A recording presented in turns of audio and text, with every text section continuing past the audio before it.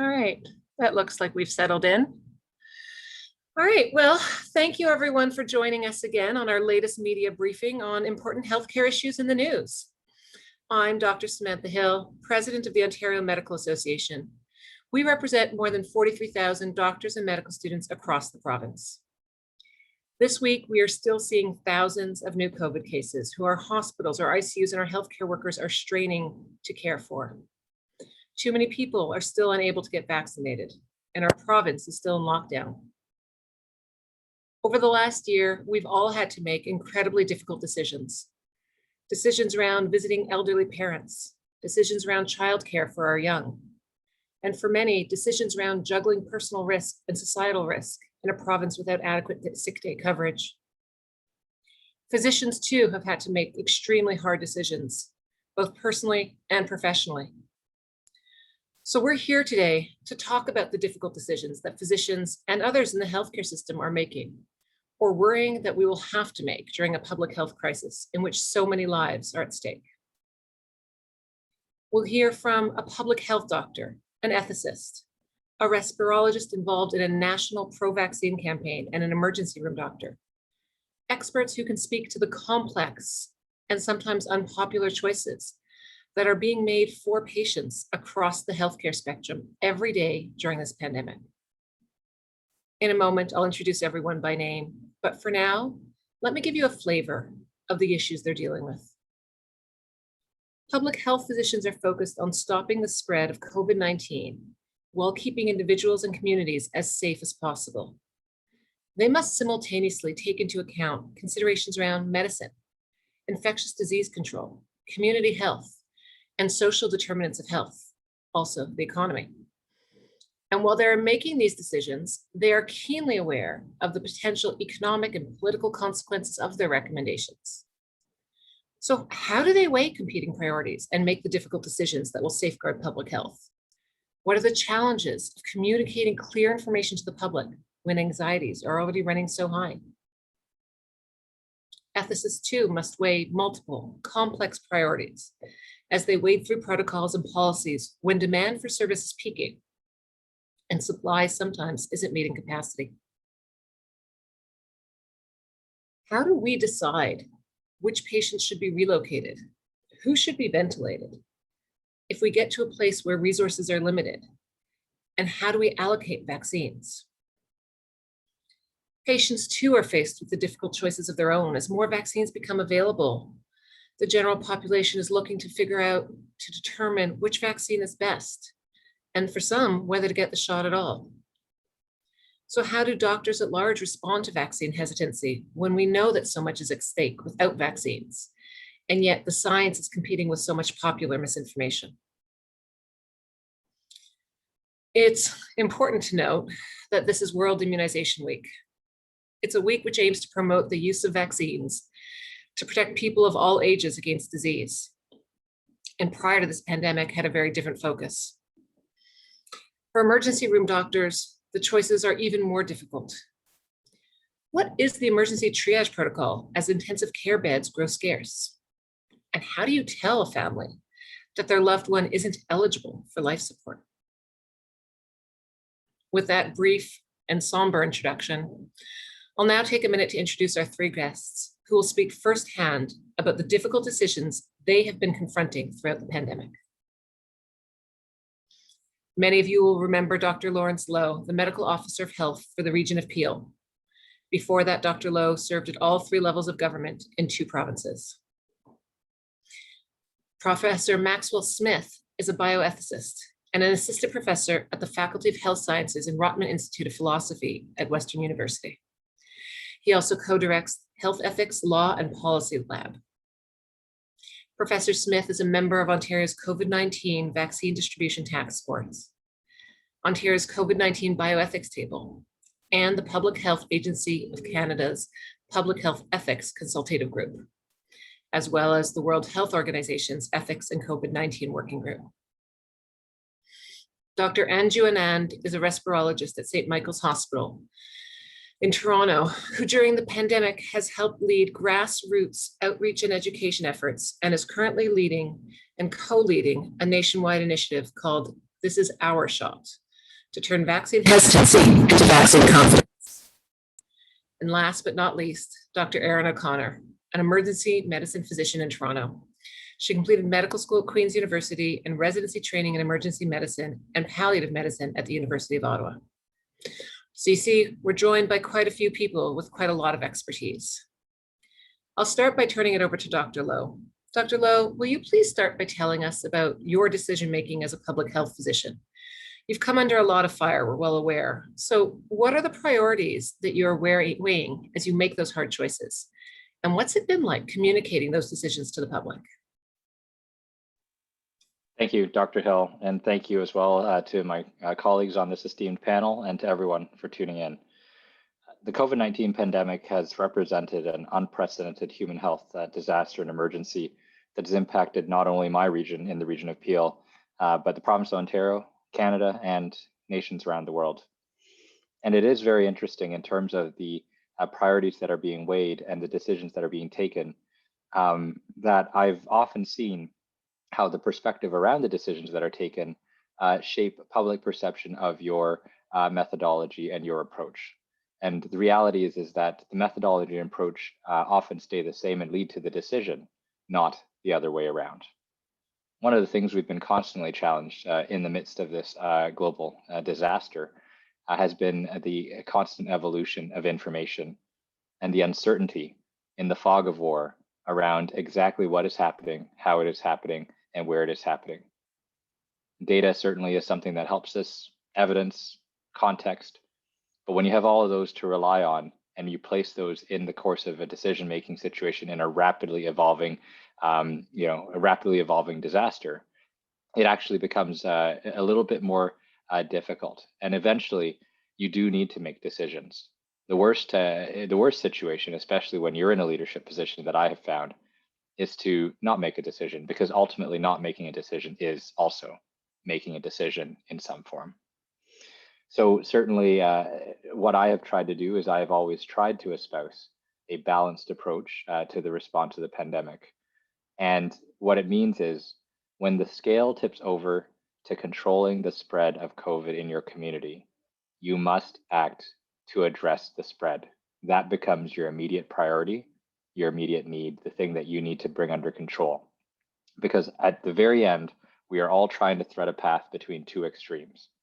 There is certainly the extreme of significant, severe, long-lasting closures and curtailments that bring with them a whole host of health impacts and issues, which are often raised by opponents of the measures that have been taken to date. But there is also a recognition, increasing recognition, especially seeing the tragic experiences of other countries around the world, that if you let this virus loose and you let things spread completely out of control, you will see the exact same impacts on that end of the scale, along with significant loss of life, significant burdens on hospitals and healthcare systems, and a significant generational trauma that people will always carry with them. So to the extent that you're really in a difficult situation, all of the difficulties that we have been experiencing and undergoing have really had at its root the fact that we are living through a human health emergency and disaster. And that fundamentally shapes the way I communicate any of our decisions to the public. It is about making very clear that this is a very difficult time in our community, in our country, particularly in the region of Peel, which has been one of the hardest hit regions in the country. And what people need to understand is, in the midst of this emergency, which is not unlike any other natural disaster, we can either choose to do something and it will still be very difficult to get through, or we can do nothing and it will be incredibly difficult with the severity that we have seen elsewhere in other jurisdictions. And so it really is about weighing those two extremes, understanding the data and the evidence, and specifically as it pertains to my region, understanding our unique context and place within the province and within the country to really ensure that the decisions we are taking, while they may not be perfect and clean cut, at the very least, they are the best decision that we can make with the best available understanding, data, and evidence that we have at the time. So I'm looking forward to the discussion. I'll pass it back to Dr. Hill. Thank you so much, Dr. Lowe. The OMA has often said that you can't have a healthy economy without a healthy population, and that's something that seems to get lost occasionally in the narrative. With that in mind, I will turn to Professor Smith. Professor Smith, physicians and patients are tasked with difficult decisions every day. Can you speak to us a little bit about the key ethical challenges and how physicians will decide how to allocate limited resources as they work through this third wave?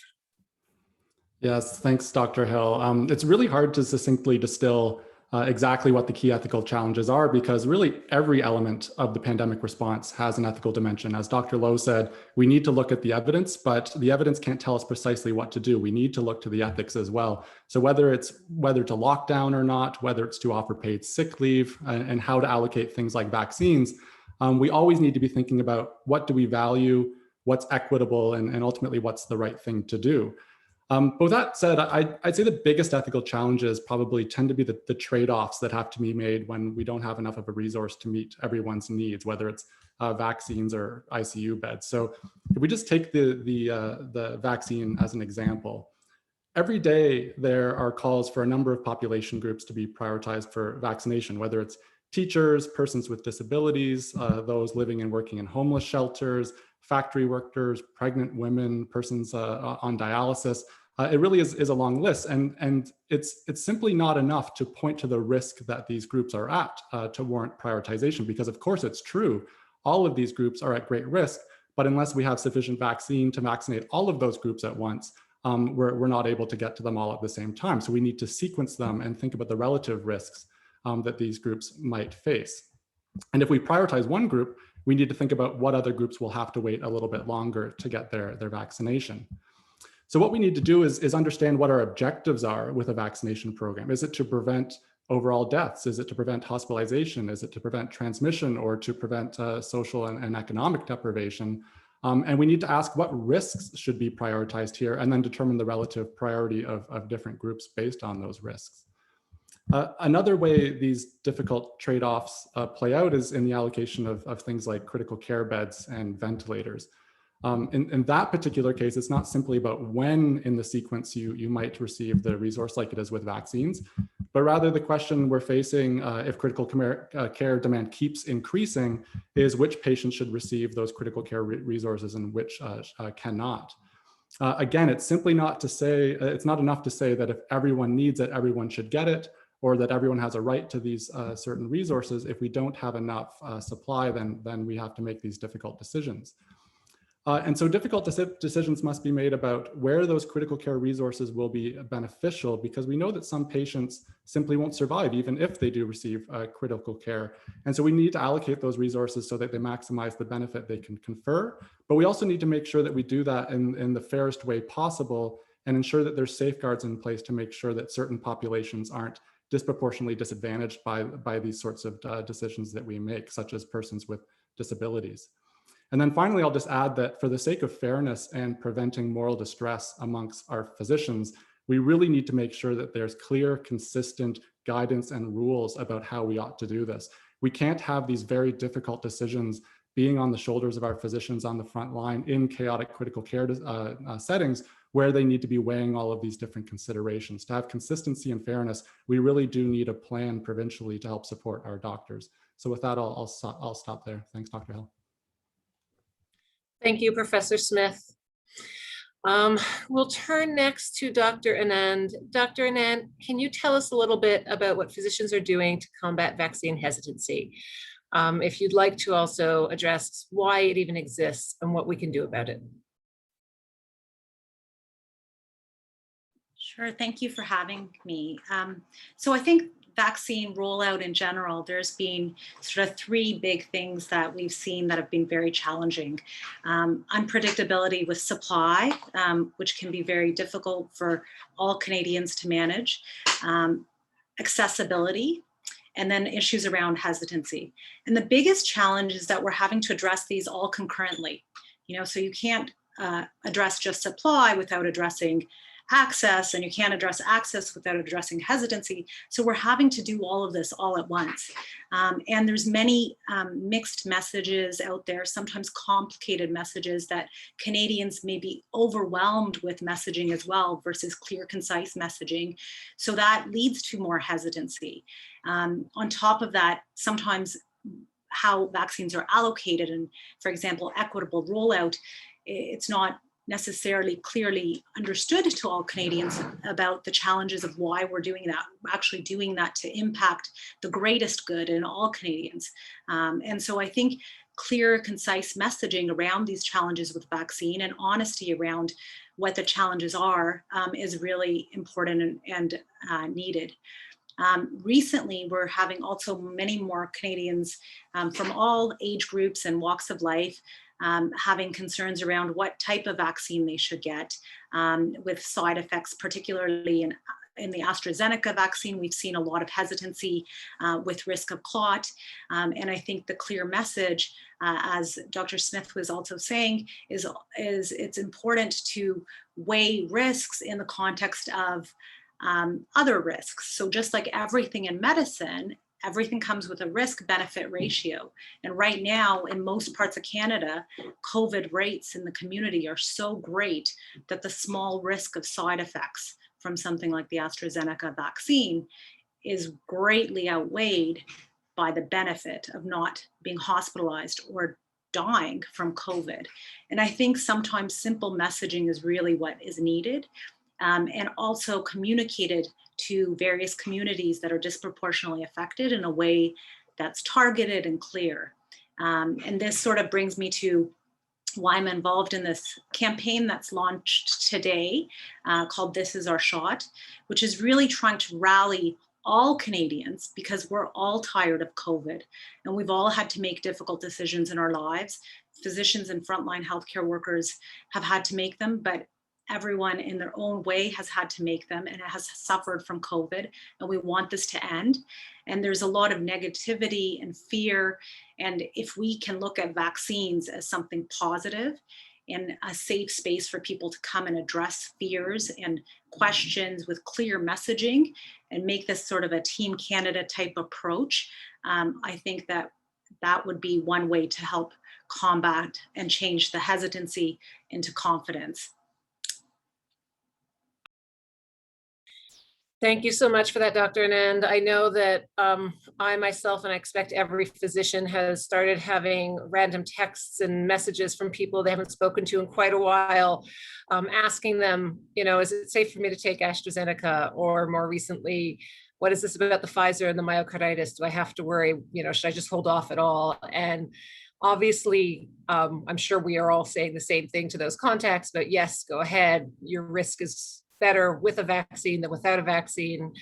But it does make you wonder about most of the population who doesn't have the cell number of a physician to text and how they are getting clear, concise answers that they trust. Obviously, we've directed people a lot to their family doctors, but we know that even in Ontario and certainly across Canada, there are lots of Canadians without family doctors. So clear messaging is indeed essential. Dr. O'Connor, I'm going to turn to you next. We know that you are facing some or worrying about some difficult decisions that are in the near future, potentially, for the emergency department. Can you share with us a little bit about that? I would be happy to, Dr. Hill, thank you.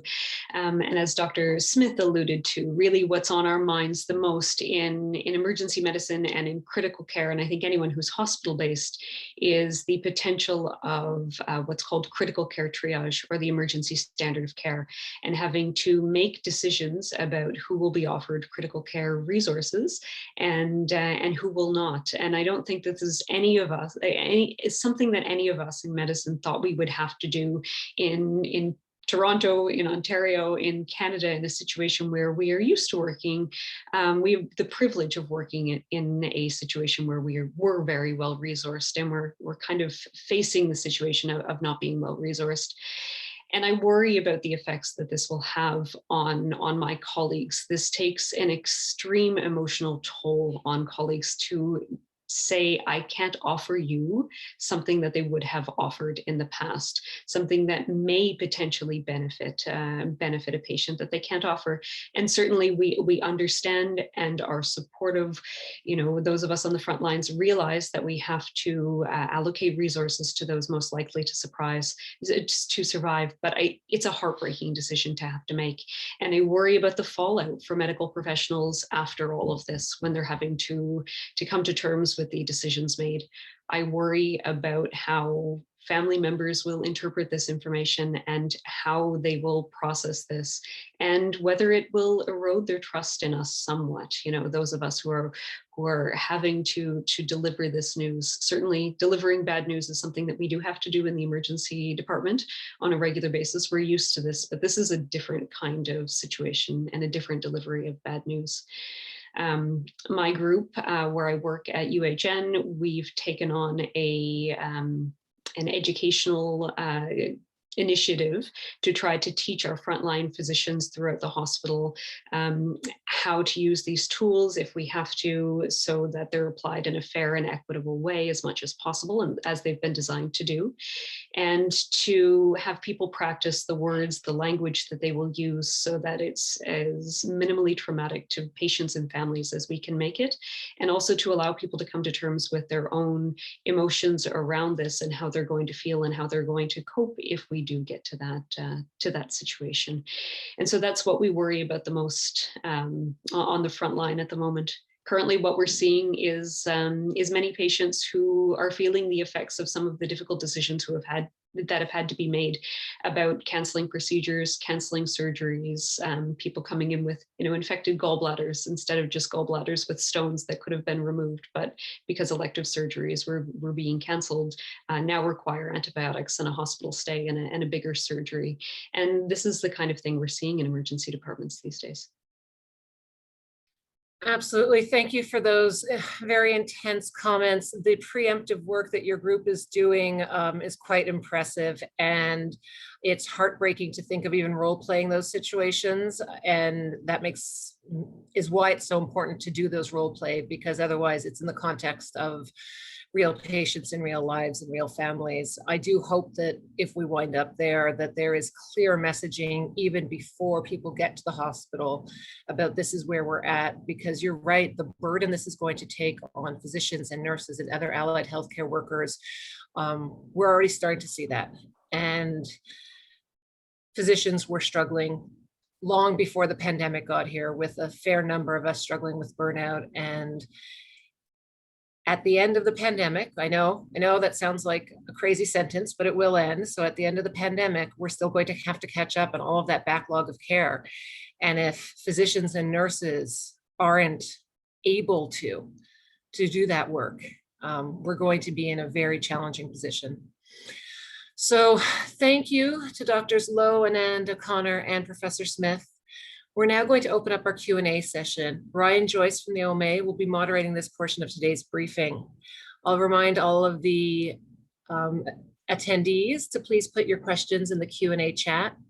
If for some reason we don't get to your questions due to time, the media team will follow up with you. You can also email media@oma.org with additional requests for interviews from any of these fine panelists. And we will have a recording of the session available later this afternoon if you want to go back and double check something. All right, Ryan, over to you. Thank you, Dr. Hill.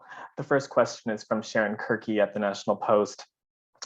It's around the younger and sicker phenomenon that doctors are anecdotally reporting, that they're seeing higher admissions involving younger and middle-aged adults in the third wave compared to previous waves. She's asking Dr. Anand and Dr. O'Connor to comment on what they're seeing in their own hospitals and what are the theories behind the younger and sicker phenomenon. Is it something about the biology of the variants of concern that is leading to more rapid and severe progression of disease in younger adults? I'll start with Dr. Anand. Oh, or Dr. O'Connor. Thank you, Ryan. So we're certainly seeing this in emergency departments, younger and sicker patients who are then getting admitted to hospital and getting admitted to our ICUs. Certainly, I don't know if I'm the best person to speak to the theories about why Dr. Anand may be the best, but I think it does a little bit reflect from what I'm seeing in the ED exposure. So it is young persons who are working in warehouses or working in congregate settings where they're picking up the virus. And I believe, and I'll let Dr. Anand speak about this, but I believe there are some thoughts that potentially the variants are the mutations seem to be affecting the younger and more healthy patients. But I'll turn it to my colleague who knows better than me on this one. So I would say that in general, what we're seeing across hospitals all over Canada and in Ontario and a lot of the hotspot areas is that definitely there's a younger demographic.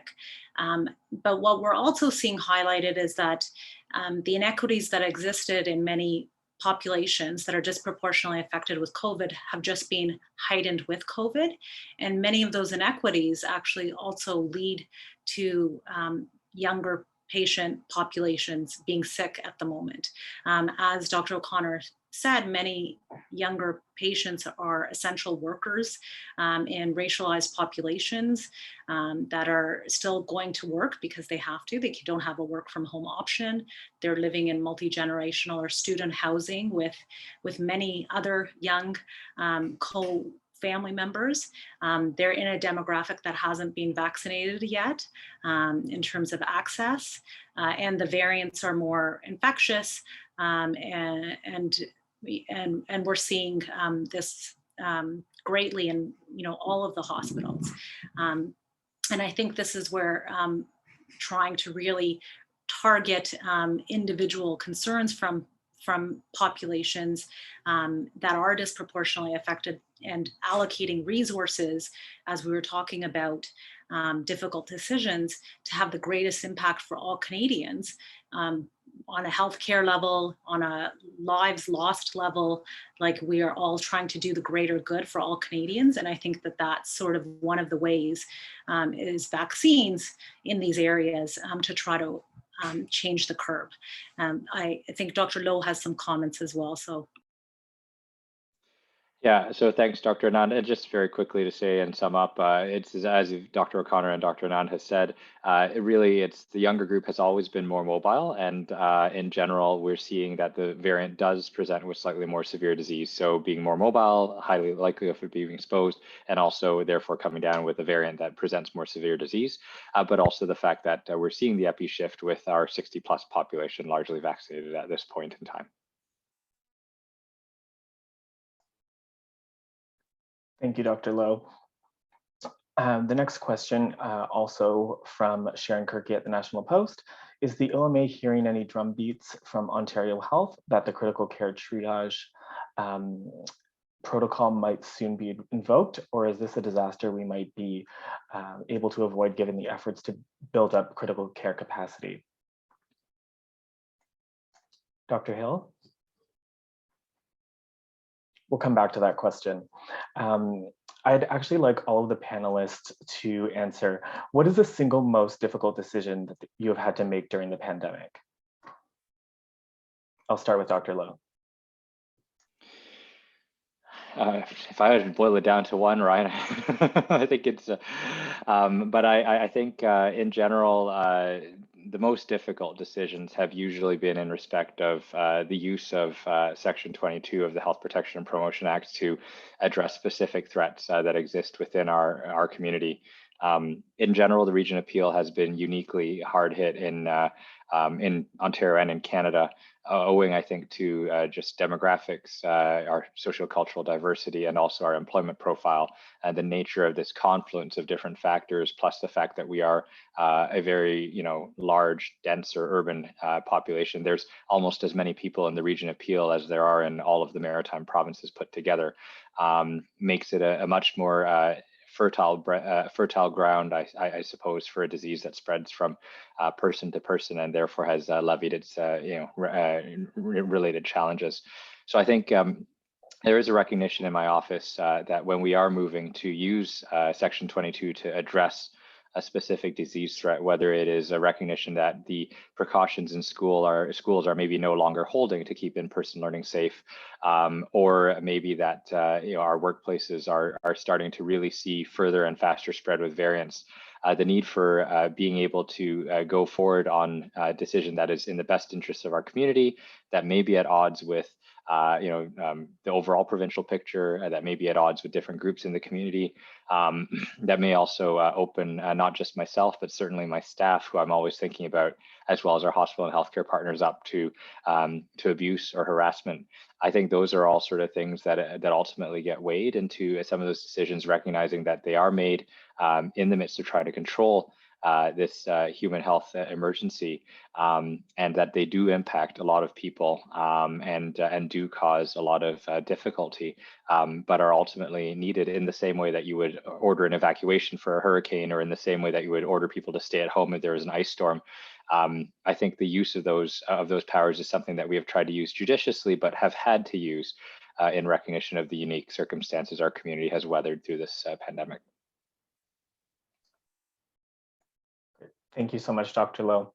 I'll move over to Dr. Anand and then Dr. O'Connor. So I'm going to say that I think the hardest decision that I'm going to have to make is still coming with this third wave being so severe. And that's why we're here today, to try to inform Ontarians and Canadians that we don't want to get to the point where we're making the hardest decisions of our lives, that no one wants to really be in that situation. Leading till now, this may not seem, after Dr. Lowe's answer, the same kind of decision, but I guess for me, seeing so many communities disproportionately affected with COVID-19, one of the hardest decisions that I had to make was, in addition to my day job, to really work very hard on and put my family aside to try to advocate for people who don't have a voice. And that doesn't sound like a hard decision, but when everyone's burned out and you have other responsibilities, and I think all Canadians sort of feel that, to sort of put your needs aside to try to help those people who don't have a voice has been something that has been hard but rewarding for me. And so if you're asking as a person, I would say to date it's that, but my most difficult decisions are coming. Thank you, Dr. Anand. Dr. O'Connor and then Professor Smith. I would certainly echo that I think I'm hoping they're not coming, but I worry about the hard decisions yet to come.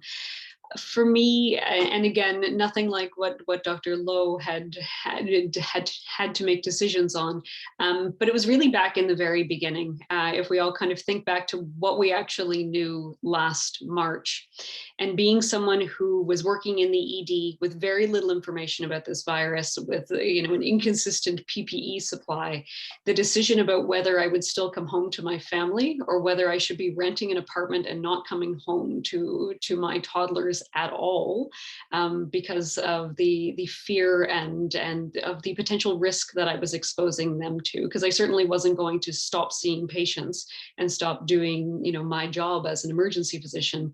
But then the trade-off was, what is the cost to my family? Ultimately, I made the decision to stay home, and it was the right one. But I think it really could have gone either way based on the information that we had about the virus last March. And I think that that's not a unique decision that many healthcare providers had to make at that time. Thank you, Dr. O'Connor. Dr. Smith?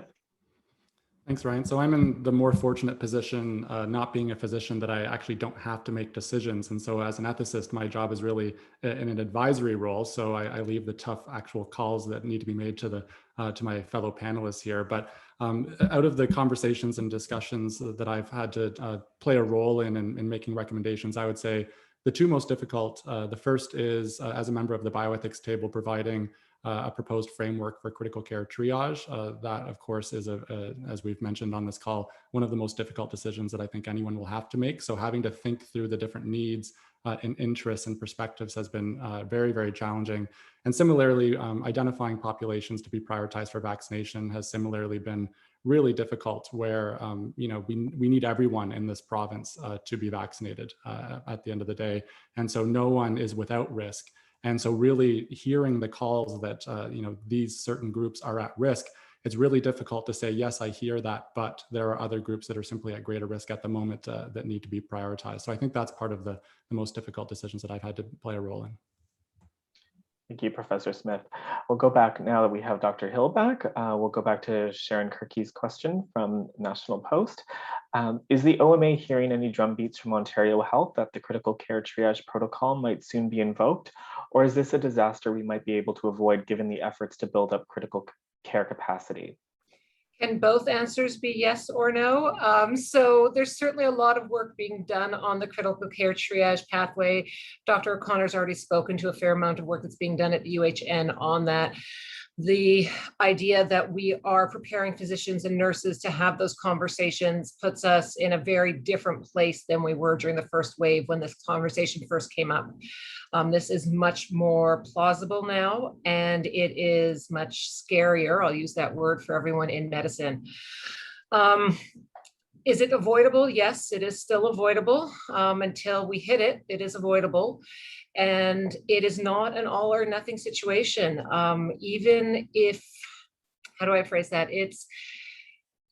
There are degrees to which it might occur and numbers of patients to which it might occur. And the idea that it's unavoidable, I think, encourages people to make less safe decisions at time. And so I think it's important that we all realize, whether we're physicians, ethicists, or regular folk on the street, not that all of us aren't regular folk on the street on days, but that every decision we make is part of whether or not we as Ontario wind up using critical care triage. And if we have to do that on even one patient, that's one patient too many. So a little bit of both. Thank you, Dr. Hill. The next question is from Eric O'Brien, City News. How has patient care and stress levels differed from the first wave to now? I'll start with Dr. O'Connor. So it's a great question. I think I'll speak about stress levels first. I think stress levels were maybe a little bit higher, or kind of had more of a peak in the first wave, because we were dealing with unknowns and we were dealing with concerns about PPE. I think now what you're seeing is less stress and more exhaustion. We've all been living this for 14 months, and this heightened level of stress for all of those in healthcare.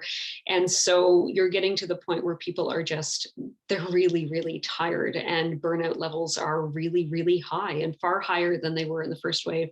In the first wave, a little bit, I think we were able to dig deep and kind of mobilize some of our stored resources and think, okay, we can fight this together, and we're going to get through this, and it will be over soon. And now, it keeps going, and we keep saying the same things, and the same decisions keep being made, and things keep getting worse. And so I think that is really, it's affecting providers. It has to be. There's no way around that. Now, I think we are all very dedicated to good patient care, and to try to put some of these things aside, but it certainly does affect how we are on shifts. We're probably a little shorter. We maybe explain things maybe a little less well than we did before. And we're seeing, really, when it comes to care, just the consequences of delays of care that had to happen.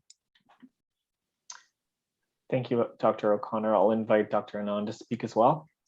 So I would say it's the evolution of care has really shifted. So on the one hand, patients are much more used to virtual care and how to manage that. And so I feel like the comfort from that point of view is much greater.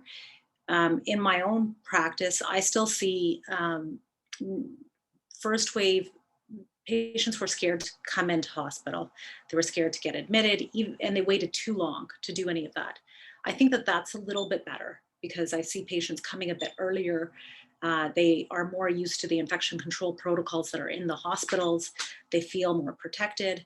That being said, people are exhausted, and the anxiety of maybe there's sort of two levels of anxiety. The anxiety of the unknown has reduced, but the toll and the isolation and the anxiety that's come with that, at least in the patients that I've seen and the healthcare workers, that's sort of increased. And unfortunately, I feel like with the third wave, many people have tuned out because they're so tired. And this is why messaging is really, really even more important, because in the first wave, everybody was very scared, and rightfully so, but was also following and adhering to public health measures and was tuning in. And now 14 months later, many people have tuned out. And so I think that also changes the stress level for some people, and the way that delivery is made, because some people don't understand. There's a lot of misinformation, and some patients may not understand the dire situations that hospitals are in, and why things are now having to be delayed again. We try as much as possible not to do that since the first wave, because as healthcare providers, as Dr. O'Connor said, we're seeing the consequences of not COVID, but the repercussions from not treating non-COVID related issues. So hospitals are trying really hard to not have that happen. But when you're being overwhelmed as a system, we're gonna see all that fallout still. And so I think with patients not being as attuned to some of that, because they're so tired and exhausted, and I don't blame them for being, we all are. I think that has also changed sort of their perception of how dire the situation is. Thank you, Dr. Anand. The next question I'll ask Dr. Hill to answer. How are doctors dealing with the stress related to variants of concern? Because if doctors get sick, then... Yeah, no, it's a very good question, and it's hard to separate out any one stressor from the other right now. As the two previous panelists have just said, we are at a place for most healthcare workers where we've gone through what we jokingly refer to as our adrenal reserves. We've been put in a situation that is high stress, and we have stepped up and we've stepped into that space in a variety of ways. And we've pushed through personal decisions around whether or not to go home to our toddlers and whether or not to see our elderly parents. And we've pushed through decisions about whether or not to send our kids back to school. And we've done all this from a fortunate place that many Ontarians didn't even have those choices. And we're well aware of that. But we've also carried the burden of consequences of healthcare decisions on our population. And whether that's the delay of non-emergent surgeries, as Dr. O'Connor was speaking of, or whether it was the inequitable access to resources like vaccines early on, physicians, by and large, go into medicine because they want to help people. And by and large, they carry that weight and that toll very personally. And so we've used a lot of our reserves. We've used a lot of our capacity to cope. We've used a lot of our resilience. And now we're coming up against this third wave, which is predominantly mediated by variants of concern, known to be more contagious and possibly more dangerous for our younger populations. And we know that we are mostly fortunate to have been vaccinated. Many of us have only received one vaccine, but that still scales ahead of much of the general public.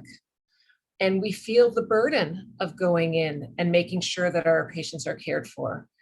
I'm a cardiac surgeon. The idea of me being in the intensive care to help is not one that would have come out a year ago.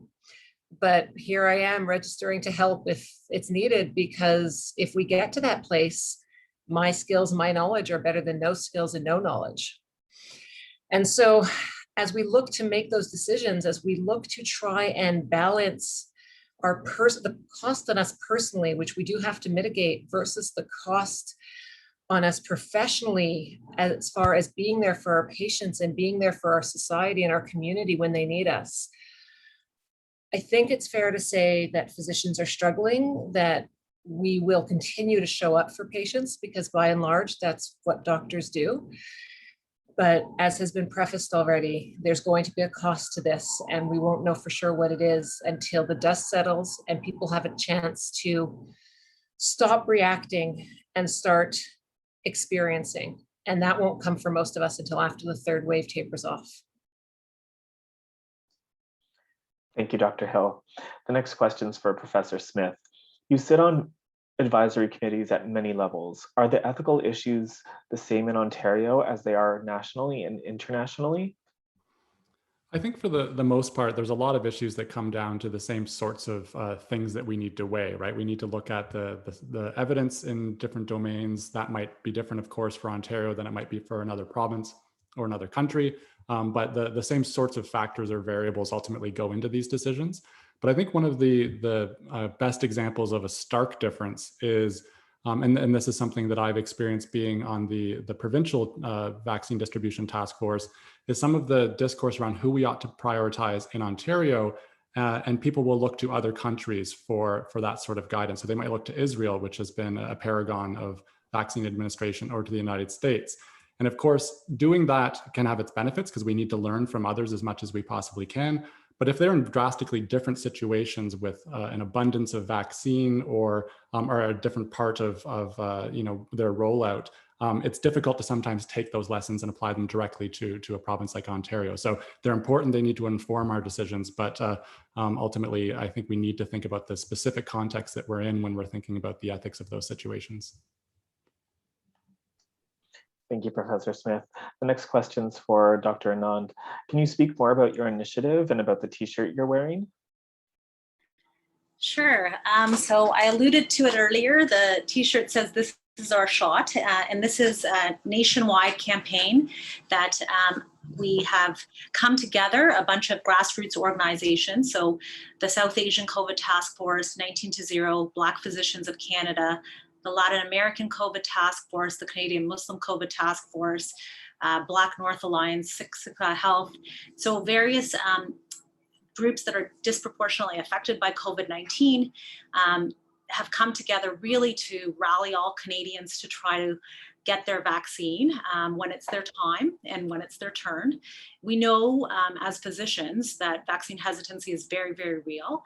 And although right now we're having concurrent issues with access and supply, as I mentioned in the beginning, we have to address all of these at the same time. And so the goal is really to have a place for Canadians to come with questions, to be part of a movement, to really feel like there's something positive, because we all need a little bit of light at the end of this dark tunnel. And that's sort of what this movement is about. It's aimed at having educational, factual information we have 27 different languages, FAQs on our website, and we're going to have series of town halls, both larger ones, there is one tonight, as well as small targeted ones into the various communities, to really encourage patients to come with questions, families to come with questions, all Canadians to come with questions and concerns, because if we don't get all Canadians on board, then we will not be able to achieve herd immunity, and we won't see this pandemic end. And so I think that there is a great need for something like this. And the amazing part of it is we have people that are ambassadors from all walks of life and all areas that are supporting the campaign. We have influencers such as Ryan Reynolds, who hosted today, Michael Bublé, so many Olympians. Haley Wickenheiser is one of our ambassadors, as well as Clara Hughes. And really the goal is to hopefully have like a Team Canada approach to vaccines.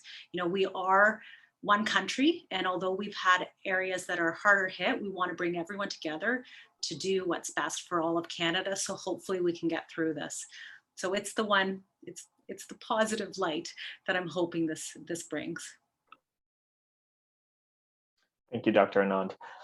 Another question from Eric O'Brien, City News, that I'm going to ask Dr. O'Connor to answer. Now that hospitals in Ontario are allowed to transfer patients waiting for a long-term care space to any nursing home without their consent, what are Ontario doctors thinking about the new rules, and how would doctors even take on making decisions like moving people into long-term care without their consent? So I mean, I think this is really being designed in order to free up spots in acute care hospitals. These are not patients who would be inappropriate for long-term care. These would be patients who would be waiting in hospital for a long-term care spot, but who were potentially waiting for a particular place to go, so a particular long-term care home. And the thought would be that the transfer would happen to the home that is most appropriate, or sorry, not most appropriate, but that is available for them to go to, rather than being in an acute care bed that really does need, is needed for patients with acute active medical needs. And so they would be moved to these, to the first available spot, not the spot of their choosing. Thank you, Dr. O'Connor. Another question from Eric O'Brien. I'll ask Dr. Anand to answer, but Dr. O'Connor, you're welcome to answer as well. Have there been situations throughout the pandemic where doctors were seeing situations in hospitals with COVID-19 care, but a different message was being delivered by officials?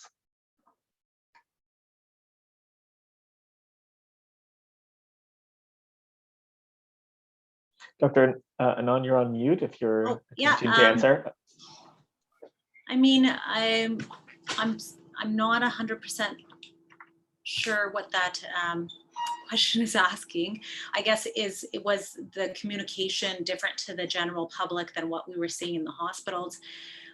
I wouldn't say that it would be different, but I think it's, you know, there's a lot of things going on in the hospital at once, and sometimes the focus of what is being delivered may not represent all of the issues going on in any one given hospital or area.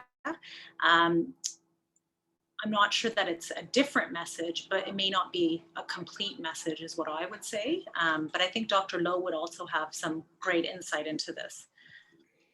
Yeah, so thanks, Dr. Anand. I mean, I can't speak for every hospital and government piece that exists in Ontario, but what I can share is that in the region of Peel, you know, we've worked very closely with our hospital partners. I think Michelle D'Emanuel, the CEO at Trillium, and Naveed Mohammed, the CEO at Osler, who basically have working with the physicians who have the boots on the ground. They're on my speed dial, and I also have taken upon myself to actually really try to stay in touch with physicians, community physicians, trying to also engage through various social media groups to ensure that I'm hearing from people about the tales and the battles on both sides of the bed rail. So I think there is a recognition in our community that what we are sharing in terms of the severity that's being seen in the hospitals, especially in the region of Peel right now, and what physicians are experiencing in the course of their treating patients in the hospital system are as aligned as they can possibly be to really ensure that the public understand the gravity of the situation.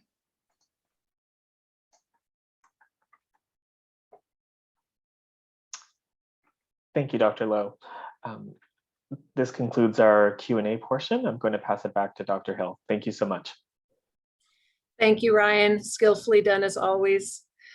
Thank you to everyone for attending today's briefing and for your thoughtful questions. Some hard conversations today, but I hope the session was helpful in informing your reporting and helping you bring messages to the masses that is factual and timely and relevant. I look forward to watching and reading your coverage.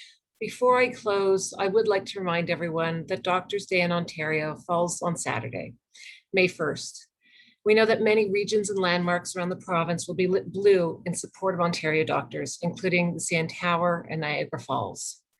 At a time when so many physicians are struggling, we do encourage Ontarians to show their support for physicians by lighting the darkness of their night with their phones, their flashlights, sharing on social media using hashtag Doctors Day and shine a light for them. Ontario's doctors are here for you, and they are making the most difficult decisions every day to safeguard your health. Again, if there is a topic you would like to hear doctors discuss, please send along your suggestions to media@oma.org. Thank you again, everyone, for your time.